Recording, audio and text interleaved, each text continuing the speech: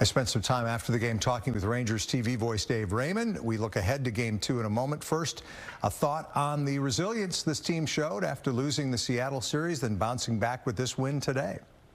It definitely feels like a bounce back because of what they went through. Although I was thinking about it this morning, and you know how it is. You always try to find a way to convince yourself that everything's okay.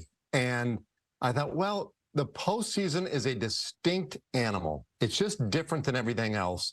And it really is like a new season starting today for this team. And I feel like they treated it that way. It certainly felt that way. They were sharp defensively, very sharp, a number of great defensive plays they made. Their bats were really competitive, very good. They walked 6 times. Just everything about it seemed like a very different team than the one we saw, let's just say, in Seattle. So yeah, it was a bounce back, definitely a sense of resilience. But this team, and maybe this is something that they benefit from now at this time of year, with those amazing highs and just horrible lows that they went through this year. Perhaps there's something you get out of that this time of year, an ability to withstand whatever pressures you feel one way or the other like that. We assumed that a pitcher acquired at the trade deadline would have a big impact in the postseason for the Rangers, and we all knew it would be Jordan Montgomery, right? I mean, isn't that funny? Isn't that funny how that's working out the way he's throwing now? Yep. So you get Max Scherzer and Jordan Montgomery. So obviously Montgomery's going to be that guy.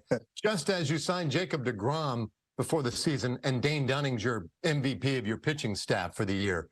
So again, with baseball, right? If something makes sense, then run away, because it's just not true, right? There's nothing true about baseball. It's all an illusion. It seems like on every single day, you just get tricked by something. So that said, Montgomery, look, he's a good pitcher. He was good with the Yankees. He was good with the Cardinals. And he's been good with the Rangers. He had a couple of tough starts there back to back at one point in his short stay with the Rangers. But boy, like the last 3 or 4, he'd been so good. You had a feeling, certainly a hope, that maybe he could take that into the postseason, and he was at his absolute best today. And now they send Eovaldi out there tomorrow. He's gotten a little better bit by bit, hasn't he? As he's gotten tried to get back into the groove after the injury. Yeah, and he had just enough time, it seems, to get back to full strength, if you will, or the ability to throw whatever Bochy feels like the max needed that day is. So if that's 100 pitches, I feel like he's gotten to that point now in this comeback where if he's throwing well and if it makes sense, they could definitely throw him 100 pitches without being too scared about it. So I think that's really big for him. He says that he's feeling stronger and he's feeling a little bit sharper, and that those first couple outings, it took him a while maybe to get the feel for the breaking ball or for the off-speed stuff. But, you know, again, you're just kind of hoping that that time spent those last couple of times out are going to benefit him here. I think in his case, just his experience in the postseason could be huge, because he's had a lot of it.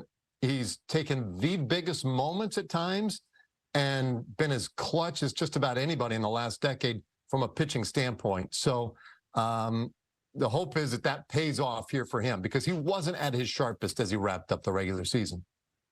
Speaking of postseason experience, can you imagine anybody better suited to try to guide this Ranger team right now than Bruce Bochy?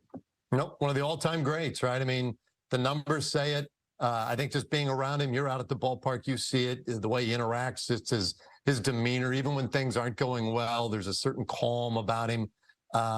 Yeah, he fits that mold so well, not to mention the fact that he comes straight out of Central Casting, as they say. I mean, he is the quintessential old school manager with the gravelly voice and the whole thing. He's a treat to be around, and he truly does. I think that the differentiating element for him is that real care that he has for his guys. It's genuine. He's not manufacturing it. He's not reading from a management manual trying to get to the right place with these guys. He's just a guy who comes about it naturally, and it really, really works and resonates with this group.